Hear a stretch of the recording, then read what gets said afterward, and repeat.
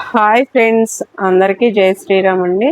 అందరూ ఎలా ఉన్నారు? బాగున్నారా? మేమైతే చాలా బాగున్నామండి. ఈరోజు మన ముద్దినేపల్లిలో ఉన్న శ్రీ భక్తాంజనేయ స్వామి వారి దేవస్థానంకి అయితే వచ్చామండి. ఎందుకంటే మా అన్నయ్య ఆటో కొనుక్కున్నాడు.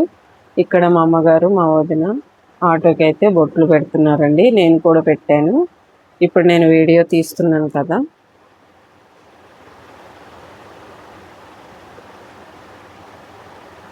ఇక్కడ ఆటోకి అయితే పూజారి గారు చాలా బాగా పూజ అయితే చేయడం జరిగిందండి.